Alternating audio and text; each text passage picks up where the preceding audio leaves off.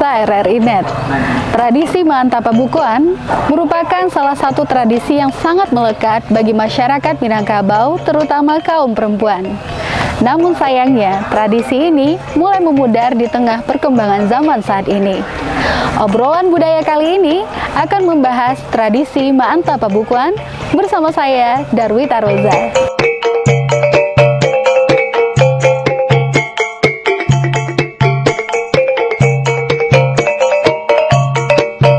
Bagi masyarakat Minangkabau di Sumatera Barat, Ramadan adalah momentum yang istimewa untuk memperkuat tali silaturahmi antar keluarga.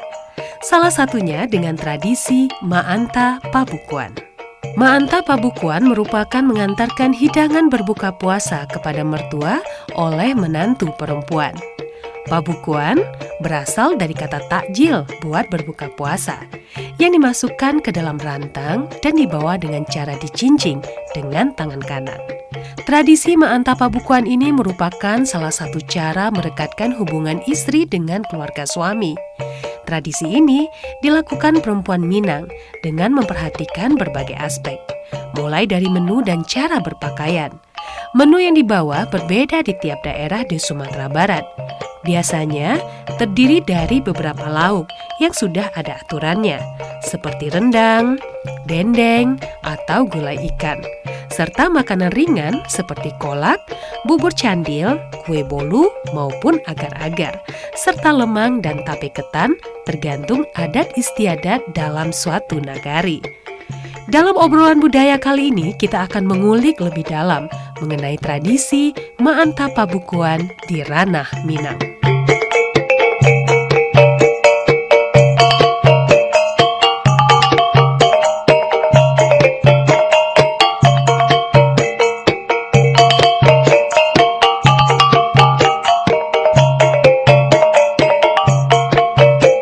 Pendengar dan pemirsa RRI Net, membahas tentang tradisi Ma'anta Pabukuan. Kami hadirkan narasumber dari dosen psikologi Universitas Islam Negeri Syekh M. Jamil Jambe Bukit Tinggi, Dr. Linda Yarni SAG MSI, dan juga ada Ketua Bundo Kanduang Kota Bukit Tinggi, Bundo Efni atau juga yang biasa disapa dengan Bundo Upi.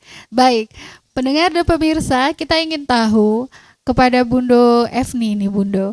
Kira-kira nih Bundo, apa yang disebut dengan tradisi Ma'anta Pabukuan? Tradisi mengantar pabukuan adalah tradisi yang ada kita di alam Minangkabau ini, karena kita sekarang ini berada di Kota Bukit Tinggi. Itu adalah adat tradisi Salingkanagari.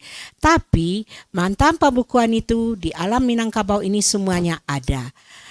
Artinya yaitu apabila sudah datang masa seperti bulan Ramadan, itu seorang menantu mengantar pabukuan ke rumah mertuanya.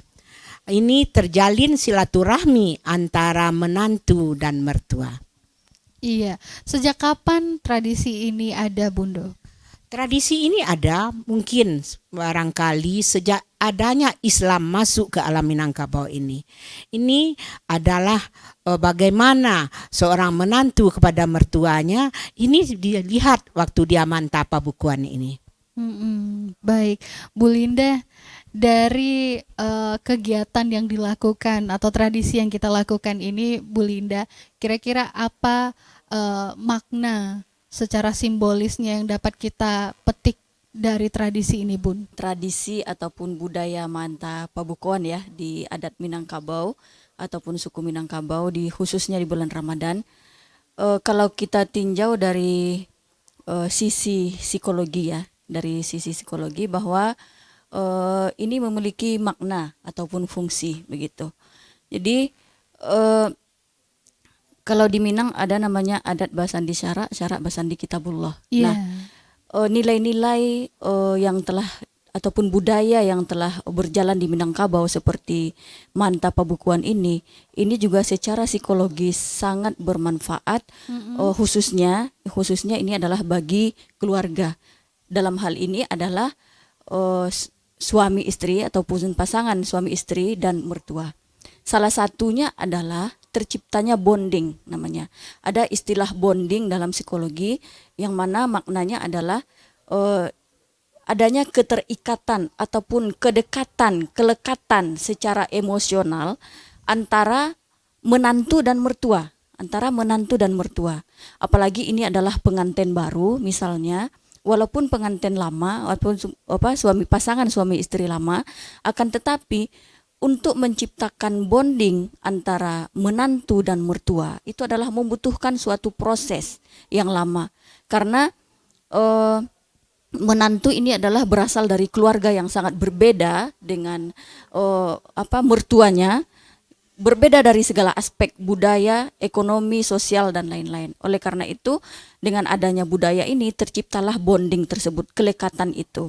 Oleh karena itu menurut kami budaya ini perlu dilestarikan, perlu dikembangkan kepada generasi-generasi muda selanjutnya, begitu. Yang kedua adalah penyesuaian diri, gitu.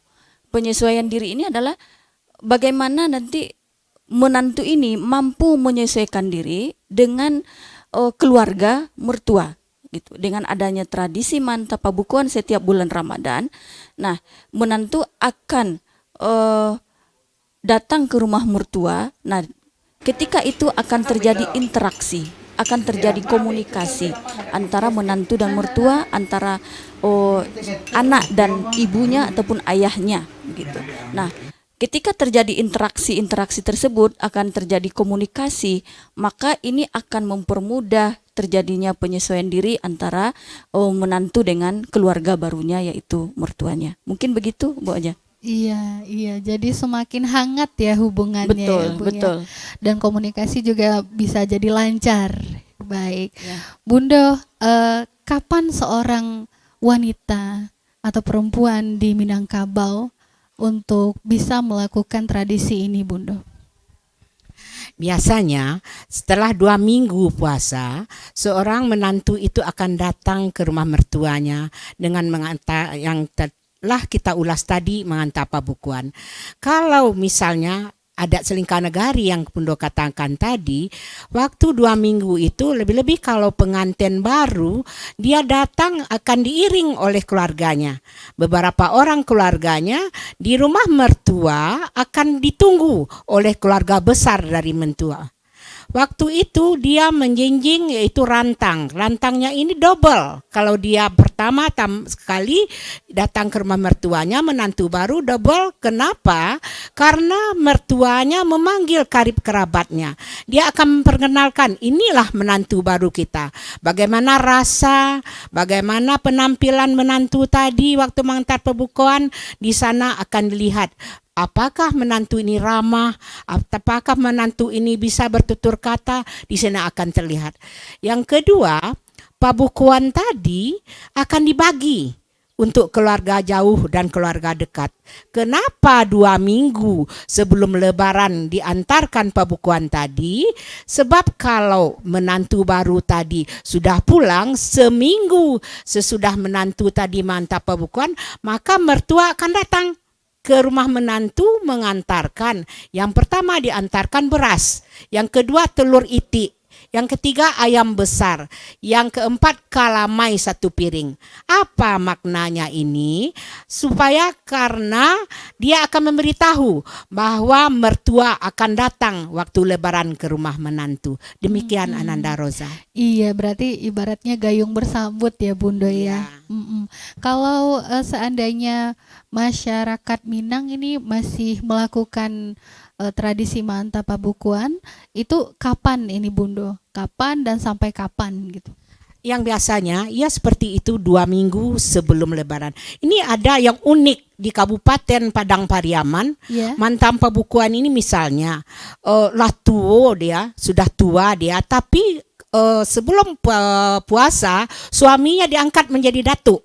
Nah, maka mantap pabukuan tadi cukup dengan juadahnya, bertingkat-tingkat itu. Yang pertama juadah di tengah, yang di depan adalah sambal, yang mana itu sambalnya ini disusun 3 tingkat. Yang kedua adalah pabukuan. Pabukuan ini 3 tingkat pula. Yang ketiga adalah fitrah, beras fitrah yang akan diberikan. Yang keempat orang yang akan mengantar pembukuan tadi walaupun dia sudah tua tapi tetap ke tempat mertuanya. Yang kelima, barisan di belakangnya itu orang tua membawa cerana. Yang keempat, ada gong, apa itu seperti kalempong yang dipukul sepanjang jalan. Kemana? Dia ke rumah mertuanya mantap pembukuan tersebut. Di sana dicarilah yang dikatakan labai. Di labai tadi diberikan fitrah tersebut. Tapi pembukuan diberikan ke rumah mentuanya. Walaupun sudah tua dia, tapi suaminya baru saja diangkat jadi pengulu di daerah Padang Pariaman. Nah, itulah yang dikatakan adat Salingka Nagari tersebut. Iya, walaupun sudah tua mertuanya, meskipun kita sudah punya anak, sudah punya cucu, berarti harus tetap dilakukan tradisi ini, Sebenarnya Bunda. demikian, harusnya seperti itu. Tapi zaman sekarang, mertua sekarang baik-baik. Kenapa? Karena dia lihat menantunya bekerja. Sudah sibuk, apa kata menantunya? Nggak usah lah nak, besok antar lagi ke sini. Siapa yang mau makan? Kamu sibuk, anak sudah besar, nggak usah lah. Tapi bagaimana seorang menantu? Inilah kesempatannya sekali setahun silaturahmi makan bersama dengan mertuanya. Bu Linda, melihat fakta yang disampaikan oleh Bundo barusan ini, bagaimana sudut pandang psikologinya nih Bunda? Ya, bahwa mantan pabukuan ini tadi seperti yang disampaikan oleh Bunda Upi, sebenarnya ini adalah tidak hanya untuk pengantin baru saja begitu, dan ini harus dilaksanakan oleh setiap menantu di setiap bulan Ramadan, walaupun itu adalah pasangan baru ataupun pasangan lama. Nah, di sini kan terjadi pergeseran begitu. Kalau kita amati seperti saya lah gitu yang biasa mengamati perilaku sosial begitu ya. Ini sudah mulai terjadi pergeseran bahwa ini sudah tidak menjadi budaya dan tradisi lagi bagi seluruh orang Minang, saya lihat begitu. Kenapa itu terjadi? Karena pergeseran peran perempuan itu juga sekarang sudah terjadi begitu. Yang dulu peran perempuan itu adalah hanya di ranah domestik. Sekarang sudah beralih ke ranah publik. Dulu perempuan hanya menjadi ibu rumah tangga, sekarang perempuan sudah berperan di ranah publik sama dengan laki-laki bekerja di luar begitu. Nah, itu semua memakan waktu yang luar biasa dan pemikiran semakin berkembang, wawasan semakin luas. Sehingga ada anggapan bahwa ini kan cuma tradisi, begitu kan? Ada anggapan seperti itu, ada persepsi seperti itu, begitu. Kalau dalam psikologi itu istilahnya persepsi, sehingga muncul persepsi seperti itu, yang mengatakan bahwa ini kan cuma tradisi, ini kan cuma budaya, begitu. Sehingga ada anggapan bahwa ini tidak perlulah kita lestarikan, begitu. Padahal budaya-budaya seperti ini, tradisi-tradisi seperti ini seperti yang saya sampaikan tadi, fungsinya sangat luar biasa untuk keluarga. Ada istilah namanya resiliensi keluarga. Resiliensi keluarga ini adalah bagaimana sebuah keluarga itu memiliki daya tahan yang tinggi terhadap suatu problem-problem yang terjadi dalam keluarga, begitu. Problem dalam keluarga itu sangat banyak, begitu. Baik itu problem ekonomi, problem sosial, problem khususnya problem dengan mertua dan orang tua. Nah, dengan kita melakukan budaya ini, melestarikan budaya ini, baik itu pengantin baru ataupun pasangan yang sudah lama, bonding tadi itu akan selalu terjalin gitu, akan selalu tercipta, sehingga adalah kedekatan, ikatan emosional antara menantu dan mertuanya. Begitu juga dengan anak laki-laki ini ataupun pasangannya gitu ya, suaminya, akan selalu tetap terjaga kedekatan bondingnya dengan orang tua. Nah, itu semua adalah muaranya nanti akan terjadilah kesehatan mental ataupun kebahagiaan di dalam rumah tangga. Mungkin itu Bu Aja. Iya, baik. Berarti Bundo tidak hanya mertua laki-laki atau mertua perempuan saja yang terbonding dengan baik, tetapi juga mungkin pihak keluarga saudara dari mertua perempuan gitu ya Bundo ya. Baik. Apa sih Bundo yang harus kita perhatikan ketika seorang perempuan akan melakukan tradisi Ma'anta Pabukuan ini? Yang harus kita perhatikan adalah apa yang akan dibawa. Yang kedua adalah cara berpakaian. Orang sekarang dia sudah melupakan cara berpakaian ke rumah mertuanya. Dia lebih senang praktis saja. Kenapa? Dia pakai sarawak pitului, yaitu sarawak pensil ke rumah mertuanya. Iya. Sebenarnya kalau kita di Minangkabau ini itu adalah pantang. Yaitu adalah tidak boleh ke rumah mertua. Itu sebenarnya kita itu harus berpakaian seperti, kenapa orang tua kita menciptakan baju kurung basiba, baju kurung atau kebaya basiba. Ini adalah salah satu tradisi karena makna yang terkandung di dalamnya besar sekali. Baju kurung ini sebesar ini maknanya ada. Baju kurung basiba ini adalah lidah-lidah namanya. Lidah-lidah ini adalah seorang manusia berkata, bajanjang naik batanggo turun. Tidak semuanya itu kita kenal. Tidak boleh kita langsung ke atas. Harus dari bertangga dari bawah. Yang kedua ada ini segi empat di ketiaknya. Itu kikiak namanya. Kikiak atau lambodi. Seorang perempuan, seorang wanita atau seorang laki-laki ini sama ini. Gunting Cina dengan baju kurung basiba potongnya sama. Ada yang segempal yang dikepitkan di ketiak. Tidak semuanya harus dikeluarkan. Banyak lagi. Kalau kita ulas satu persatu baju kurung basiba ini waktunya tidak cukup barangkali. Mungkin di lain waktu ya Bunda ya. Jadi harus diperhatikan cara berpakaian waktu mengantar pabukuan tadi. Memang menyambung sedikit apa yang dikatakan Bu Linda tadi. Karena kita ini dalam rumah tangga itu seperti biduk. Dua orang nahkodanya. Satu biduk, dua orang nahkodanya yang kepalanya yang sama hitam, pemikirannya yang berbeda-beda. Dari kecil si perempuan dididik orang tuanya begini, laki-laki dididik begini, disatukan dalam rumah tangga. Memang apapun pasti ada sanduk pariwak, pasti ada gojek-gejehnya. Untuk itulah peran mertua di sini. Dia akan memarahi anaknya. Bagaimana seperti ini? Sebaik ini istrimu. Kenapa kamu seperti itu? Juga di rumah kita, ibu kita akan mengatakan sebaik itu suamimu. Maka kenapa kamu tidak meladani seperti itu? Ini sekarang ini sudah bergeser.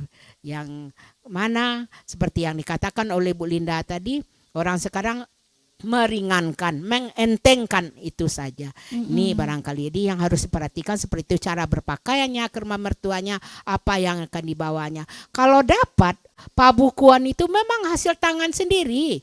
Kadang-kadang orang sekarang beli di pasar. Ya, Bunda, ya. Beli di pasar sekarang ini udah instan. Iya. Seperti onde-onde ini udah campur dengan ubi. Rasanya ndak enak.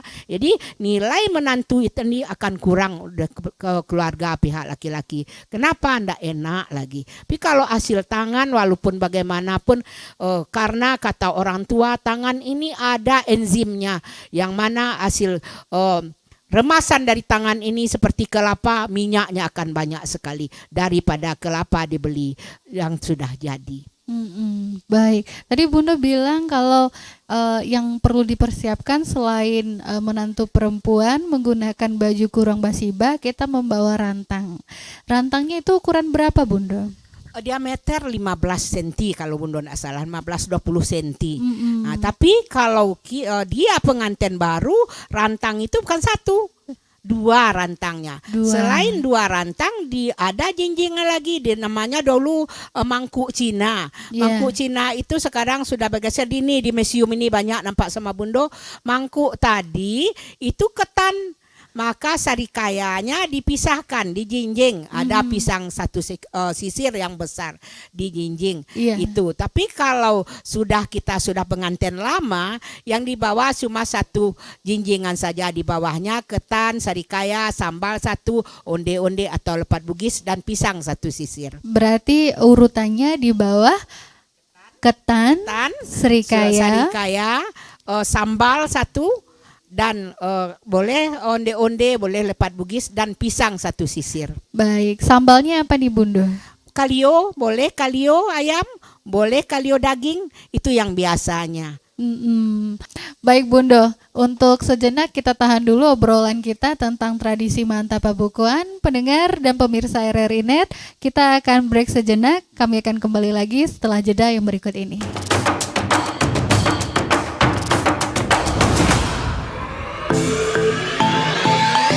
RRI.co.id, media radio berita online terpercaya. Berita terkini dari seluruh Indonesia, tampilan baru dan fresh.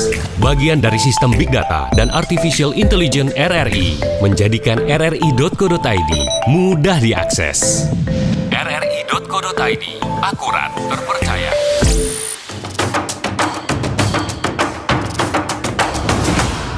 Pendengar dan pemirsa RRI Net masih bersama kami dalam obrolan budaya. Kita masih membahas tentang tradisi Ma'anta Pabukuan. Baik, Bundo, tadi kita sempat terhenti ya Bundo ya, berbicara tentang apa isi dari rantang yang harus dibawa oleh menantu perempuan ke rumah mertuanya. Memang ini ada selingkah nagari. Tiap-tiap nagari yang ada di Minangkabau ini, rantang yang dibawa ke rumah mertua itu berbeda-beda. Kalau misalnya daerah Padang Pariaman, dia itu bukan rantang dibawanya ke rumah mertuanya, rantangnya itu besar. Diameternya itu 25 cm. Kenapa? Karena dia itu kalau di Padang Pariaman yang dibawa ayam ponggong, yaitu singgang ayam yang besar. Yang kedua, isi rantangnya itu telur, yaitu mata sapi. Tapi mata sapinya itu entah mengapa dia buat putih. Bawangnya itu masih merah. Merahnya itu disiram dengan minyak. Yang ketiga, isinya itu lepat Bugis. Yang keempat, isinya itu adalah nasi kuning. Itu daerah Padang Pariaman yang isi rantangnya. Dia juga akan membawa onde-onde, terus lagi yang dikatakan oleh apam namanya kalau di Padang Pariaman. Kalau di Agam berbeda. Agam itu ada selingkah nagari. Kalau kita merujuk ke Agam Timur, isi rantangnya tersebut beda lagi. Ada lepat Bugis, ada singgang ayam, ada dia lamang tapai, ada kalau di Mage itu lapik lului namanya, atau lapik kujui di daerah lain. Jadi macam-macam. Jadi tiap-tiap nagari sesuai dengan negarinya itu isi rantangnya berbeda-beda. Kalau di Kurai tadi seperti yang telah Bundo ulas, seperti ada kalio ayam atau kalio daging, sambalnya salah satu, yaitu katan dan sari kayo telur. Bukan sari kayo karambia. Ada juga yang di daerah lain sari kayonya karambia. Kalau di Kurai Lima Jorong, sari kayonya adalah sari kayo talua. Terus lagi ada onde-onde, ada juga kalau dia sudah ada katan sari kayo, dia tidak bawa lamang tapai lagi, dia bawa yang lain. Tapi pisang sasu sisir tidak bisa dia tinggalkan, tetap dibawanya dibungkus. Terus lagi ada puding atau agar-agar. Demikianlah Ananda Roza, tiap nagari yang ada di Minangkabau ini isi daripada rantangnya berbeda-beda. Baik, tadi Agam Timur Bundo singgung sedikit ya. Kalau Agam Barat berbeda juga Bundo? Memang berbeda. Kalau Agam Timur dan Agam Barat beda Ananda. Seperti contohnya saja baju. Kalau baju adat, kalau orang Agam Timur baju adatnya hitam warnanya, baju beludu itu hitam. Dia akan dalam di bawah lutut itu sebetis. Kalau di Agam Barat yaitu baju beludunya, baju adatnya itu merah. Dia di lutut, di bawah lutut sedikit. Jadi beda antara, contohnya saja di Agam, kalau di Tanjung Raya, dia kalau mengantar pabukuan itu banyak rantangnya. Ke rumah mama dia antar, ke rumah ete dia antar. Kalau orang baru seperti itu, namanya dia mengantar rantang. Kalau di Kamang, dia pakai rendang, mengantar sambal. Itu mengantar sambal cukup dengan nasinya sekalian. Baik, cukup beragam ya Minangkabau ya Bundo ya. Tapi disitulah peran dari orang tua khususnya Bundo Kanduang mengarahkan. Gitu. Baik, Bu Linda, bagaimana psikologi keluarga diterapkan saat ini Bu, terutama dalam praktek tradisi kekeluargaan seperti ini? Dalam keluarga kita harus menerapkan yang namanya psikologi keluarga. Iya. Dalam keluarga itu ada beberapa sistem keluarga ya, ada sistem komunikasinya, yaitu antara orang tua dengan orang tua, ayah dan ibu, kemudian orang tua dengan anak, kemudian anak dan anak. Itu sistem komunikasi yang paling inti dalam keluarga. Nah, berdasarkan penjelasan Bundo Upi tadi, masing-masing daerah di Sumatera Barat itu pun berbeda. Iya. Berbeda isi rantangnya, berbeda jumlah rantang yang dibawa begitu. Nah, dari situ kita bisa memaknai bahwa dalam konsep psikologi itu kita ini adalah multikultural, Iya. berbeda-beda gitu. Begitu juga dalam psikologi. Dalam psikologi itu setiap orang, setiap daerah itu adalah unik gitu. Ada ciri khasnya masing-masing begitu. Nah, bagaimana peran orang tua dalam terkait dengan pelestarian ataupun pembudayaan tradisi ini? Bagaimana supaya tradisi ataupun budaya Manta Pabukuan ini terus berkembang sampai tidak lekang oleh zaman, kita pengennya seperti itu begitu. Nah, peran keluarga sangat penting, khususnya adalah seorang ibu gitu ya. Dalam psikologi lintas budaya ada yang dikatakan dengan enkulturasi dan sosialisasi, bahwa untuk menanamkan budaya ataupun tradisi tertentu dalam psikologi lintas budaya itu bisa dilakukan dengan cara sosialisasi dan enkulturalisasi. Siapa yang melakukannya? Agen penting untuk melakukan sosialisasi dan enkulturalisasi itu adalah orang tua, khususnya adalah ibu begitu. Bagaimana ibu mengajarkan kepada anak, ya, bahkan pendidikan itu kan sejak kecil gitu. Pendidikan itu tidak ada setelah remaja baru diberikan pendidikan, tidak begitu. Tapi pendidikan yang diberikan oleh orang tua adalah sejak kecil. Oleh karena itu maka dikatakan ibu itu adalah pendidik pertama. Ibu itu adalah pendidik pertama. Keluarga itu adalah lembaga pendidikan pertama, begitu. Oleh karena itu, makanya ibu harus memberikan ataupun orang tua harus memberikan sosialisasi ajaran-ajaran tentang budaya-budaya, tradisi-tradisi kepada anak. Nah, itu adalah proses sosialisasi. Nah, dari proses sosialisasi ini maka akan terjadi proses enkulturalisasi. Bagaimana anak bisa mempraktekkan tradisi-tradisi ataupun budaya-budaya yang telah disampaikan ataupun yang telah diajarkan oleh orang tuanya tadi. Nah, yang kedua, setelah orang tua memberikan ataupun mensosialisasikan budaya-budaya, tradisi-tradisi kepada anak, kemudian anak mampu menerapkan dengan proses enkulturalisasi, maka yang kedua penting yang namanya dengan konsisten gitu. Perlu dalam pendidikan itu sangat penting yang namanya konsisten gitu. Jika orang tua ingin membentuk anak, mau membentuk akhlak, mau membentuk kepribadian ataupun mau membentuk bagaimana supaya anak ini mau menerapkan sesuatu, khususnya adalah budaya dan tradisi dalam konteks yang kita bicarakan sekarang, maka perlu kekonsistenan orang tua. Orang tua harus konsisten menanamkan itu kepada anak ketika anak kecil. Orang tua harus konsisten memberikan teladan. Nah, ini yang teladan ini penting. Memberikan contoh kepada anak. Anak kan kalau usia anak-anak, usia dini sampai usia kanak-kanak itu adalah sekitar sampai usia SD ya. Itu mereka belajar itu melalui contoh ataupun teladan. Setiap Ramadan mereka melihat orang tuanya selalu pergi ke rumah neneknya dengan membawa rantang gitu ya. Dengan orang tuanya, dia sudah sibuk melihat orang ibunya memasak di dapur gitu ya, memasak masakan yang enak-enak dengan penuh gembira dan kebahagiaan begitu ya. Itu rutin dia melihat orang tuanya seperti itu setiap Ramadan. Ini akan direkam oleh anak. Akan direkam oleh anak. Memang waktu kecil, waktu anak-anak dia belum bisa, kenapa begini, kenapa. Tapi ini akan direkam gitu. Sehingga nanti ketika dia sudah menikah, dia akan mengingat itu. Oh ya, dulu ibu saya begini. Ibu saya setiap Ramadan itu pasti dengan senang hati pergi belanja ke pasar, kemudian dengan senang hati kami memasak bersama di dapur untuk menyiapkan pabukuan yang akan kami antar ke rumah nenek. Itu dari teladan begitu. Konsisten dalam memberikan teladan. Kemudian yang kedua adalah perlu kontrol dari orang tua, begitu. Perlu kontrol dari orang tua ataupun ibu. Walaupun anak ini misalnya pendidikannya sudah tinggi, gitu ya. Sekarang kan perempuan tidak asing lagi jadi profesor gitu ya. Betul. Jadi doktor begitu ya. Perempuan menjadi bupati bahkan presiden begitu. Itu tidak asing lagi.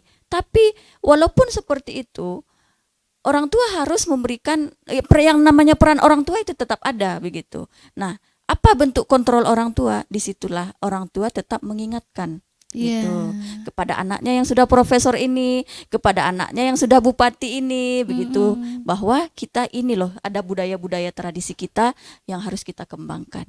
Nah, itulah pentingnya pendidikan yang diberikan oleh orang tua sejak anak itu kecil malah sampai dewasa. Mungkin itu. Padahal sederhana ya Bu Iya, Linda, sederhana tapi sekali. sangat bermakna Betul. ya.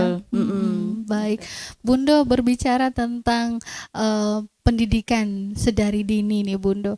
Upaya dari pemimpin adat, mungkin dari Bundo Kanduang sendiri, itu apa Bundo? Ya memang begitu, apa yang dikatakan oleh Ananda Roza, memang itu sekarang ini. Kita di Kota Bukit Tinggi, alhamdulillah, sekarang ini sudah ada MOU antara Dinas Pendidikan dengan Elkam dan Bundo Kanduang. Yang mana kami Elkam dan Bundo Kanduang jadi guru tamu ke sekolah-sekolah Ananda Roza, yaitu yang mana kami mengembalikan apa itu yang dikatakan yang kita cemaskan tradisi Minangkabau, yaitu yang selama ini dahulu di sekolah-sekolah kita belajar budaya alam Minangkabau. Iya. Sekarang ini kami alhamdulillah tahun ajaran ini sudah 2 semester ini kami Bundo Kanduang dan Elkam masuk ke sekolah-sekolah mengajar pendidikan karakter, yang mana karakter tersebut kita sebenarnya orang Minang sudah punya karakter tersebut. Di mana? Yaitu dalam Sumbang Dobale. Dalam Sumbang Dobale semuanya itu tercakup. Yang mana orang sudah mengatakan dalam kurikulum 2013 yaitu pendidikan karakter, kita orang Minang sudah ada sejak dahulu. Jadi sebenarnya nenek moyang kita itu pintar sebenarnya. Jadi sekarang ini pendidikan itu kita ajarkan kembali dari SD dan SMP. Kenapa SD dan SMP? Karena benar apa yang dikatakan oleh Ibu Linda, madrasah yang pertama adalah ibu. Iya. Karena dari kecil menulis anak kecil ini bagaikan menulis di atas batu.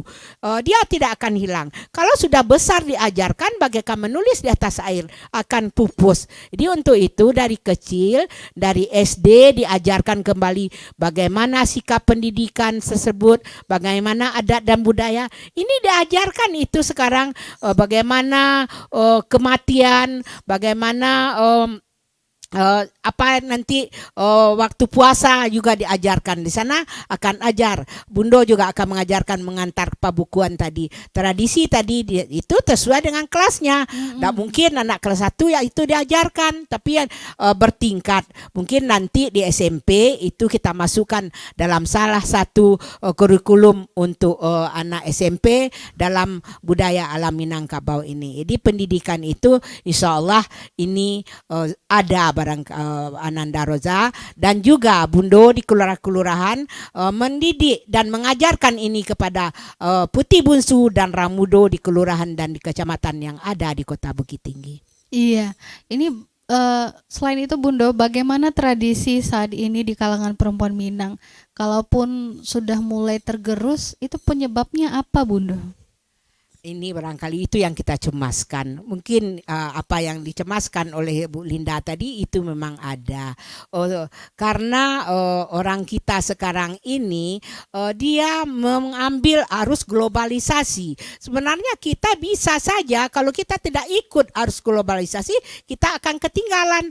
Tapi bagaimanapun tradisi kita ini agar kata orang tak lapuak di hujan, tak lakang di paneh, maka untuk itu kita harus mempertahankan salah satunya tradisi ini yaitu mantap pabukuan yang telah kita ulas panjang lebar dari awal sampai saat ini. Untuk itu barangkali inilah peran daripada seorang ibu, peran dari Bundo Kanduang, peran dari mama ini kita kembalikan di nagari-nagari kita agar apa tradisi ini tidak hilang begitu saja. Baik, kalau menurut Bu Linda gimana Bu Linda? Ya, saya tambahkan tadi terkait dengan bagaimana peran keluarga ya.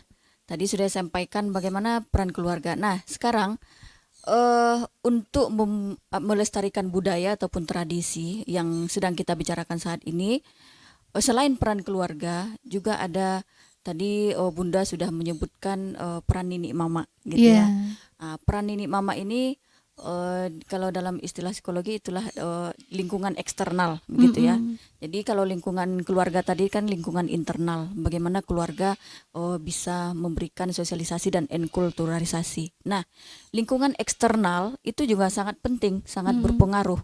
Bagaimana peran tetangga misalnya, tetangga, kemudian masyarakat sekitar, dan khususnya adalah Nini Mama dan Bundo Kanduang. Apakah Nini Mama saat ini masih berperan memberikan pendidikan kepada anak kemenakannya, begitu. Begitu juga dengan Bundo Kanduang, gitu. Itu harus kita tingkatkan perannya, begitu. Supaya tradisi ini memang bisa terus lestari dan berkembang. Karena seperti yang saya jelaskan tadi, dari sisi psikologis ini jelas sangat berfungsi dan sangat bermanfaat, begitu.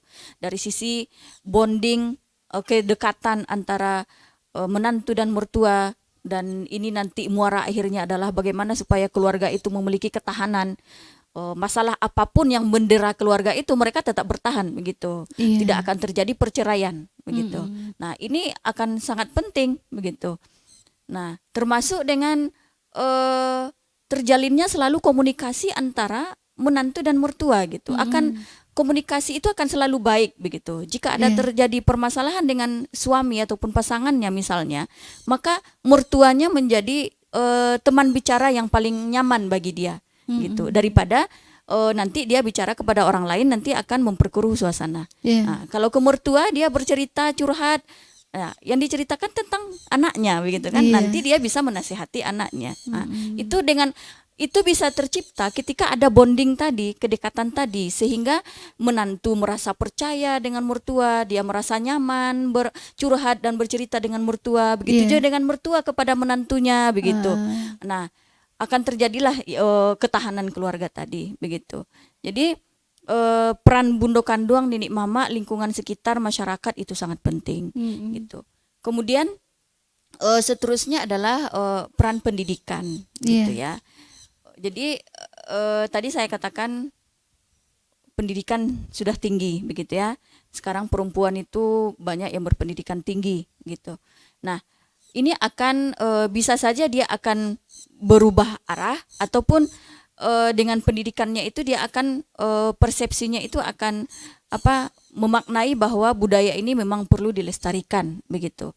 Jadi lagi-lagi pada pola pikir, begitu ya. Pola pikir harus memiliki pola pikir bahwa ini memang perlu dilestarikan, sehingga dia memiliki mempersepsi, beranggapan bahwa budaya ini memang memiliki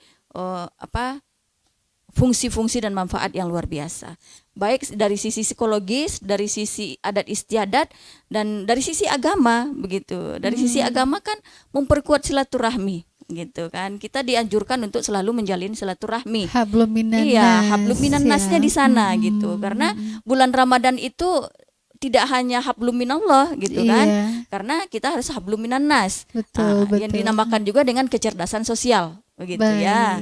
Kecerdasan sosial. Jadi itu semua harus kita lestarikan, gitu. Mungkin kira-kira begitu, Bu Roza. Ada tambahan, Bunda? Udah tambahkan sedikit. Boleh, Bunda, silakan. Apa yang dikatakan oleh Bu Linda tadi, memang kodrat kita sebagai wanita, walaupun tinggi pun pendidikan kita, walaupun tinggi pun jabatan kita, kita seorang perempuan, dalam rumah kita tetap ibu.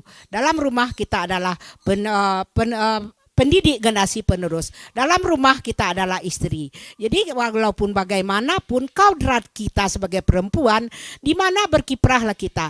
Dari turun tangga jadi siapapun kita boleh. Jadi presiden kita boleh. Jadi gubernur kita boleh. Jadi bupati dan wali kota kita boleh. Berkarirlah kita keluar. Kenapa? Karena emansipasi wanita itu harus kita pakai. Kenapa emansipasi wanita dielu-elukan kita tidak bisa memakainya? Tapi bagaimanapun di dalam rumah tangga kita tetaplah seorang ibu, seorang istri, seorang menantu, seorang nenek, tetap peran kita seperti itu. Yang kedua, Ananda Roza, ini yang akan Bundo ingatkan kepada perempuan-perempuan yang jadi menantu sekali setahun, belikanlah mertua itu baju. Ini yang sekarang sudah agak lupa barangkali. Walaupun kita baju itu yang dibelikan kepada mertua kita, tapi bagi mertua itu sangat berharga barangkali. Walaupun dia sanggup membeli sutra, tapi kalau menantunya yang membelikan itu, dia akan bercerita kepada siapapun. Ini menantu kau yang membeli. Bagus bajunya ya. Menantu kau yang membelikan, menantu yang nomor sekian membelikan ini. Jadi bangga seorang mertua membelikan baju sekali setahun. Walaupun anaknya membelikan, walaupun anaknya memberikan dia belanja, tapi ini adalah peran menantu sekali setahun belikan mertua itu. Walaupun mertua kita itu sudah cukup bajunya, sudah 4 lemari, tapi yang dari menantu itu sangat berharga sekali. Bunda, pertanyaan terakhir sebelum ke closing statement, Bunda, apa yang membedakan antara tradisi Manta Pabukuan dengan Manjalang Mintu? Karena ini kebanyakan ada salah kaprah ya. Silakan Bunda. Kalau Manta Pabukuan itu waktu Ramadan. Kalau Manjalang Mintu itu pengantin baru sesudah dia akad nikah, sesudah dia barale di rumahnya, dia pergi Manjalang Mintu.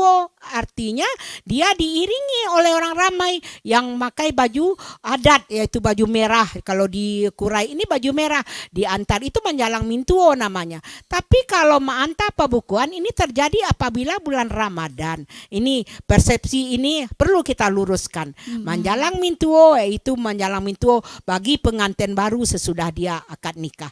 Tapi kalau Manta Pabukuan itu khusus untuk bulan Ramadan. Baik. Apakah ada harapan Bundo untuk closing statementnya? Silakan. Harapan Bundo untuk menantu yang ada dimanapun si antero dunia barangkali, karena Bundo Kanduang ini sudah ada di dunia barangkali. Kalau kita sebagai seorang menantu, kembalilah peran kita seorang menantu. Walaupun mertua kita sudah melarang mengantar pabukuan, walaupun kita di rantau, kita kan punya keluarga di rumah. Suruh saudara kita di rumah pergi ke tempat mertua kita. Bundo sendiri merasakan adik-adik Bundo jauh nun di rantau sana. Tapi yang mengantarkan pabukuan ke rumah mertuanya, Bundo mewakili di kampung ini. Untuk itu kembali kita rajut tali silaturahmi antara mertua dan menantu. Mertua itu bukan manusia yang gila hormat, tapi dia bukan gila hormat, tapi dia dihargai. Kalau menantunya datang, dia bangga itu. Kenapa sekarang ini lebih memasaknya? Kenapa belanja ke pasar? Iya, menantuku besok mau antar pabukuan ke sini. Dia akan bercerita kiri dan kanan daripada rumahnya kepada karib kerabatnya bahwa menantunya akan datang. Di itu peran kita, walaupun perempuan-perempuan yang jadi menantu orang, rajutlah kembali. Yang telah lupa barangkali, kembalilah, karena mumpung ini baru seminggu lebaran, masih ada 21 hari lagi, antarkanlah pabukuan ke rumah mertua kita. Baik. Bu Linda, silakan Bu Linda. Baik, untuk closing statement mungkin harapannya perkuatlah pendidikan keluarga untuk para orang tua. Kemudian untuk para menantu, mari kita jadikan mertua kita sebagai sahabat terbaik kita. Kita budayakan, kita lestarikan adat istiadat Minangkabau. Itu saja. Terima kasih. Sama-sama Bundo. Terima kasih Bundo, Bu Linda sudah bergabung bersama kami dan berbincang tentang tradisi Manta Pabukuan.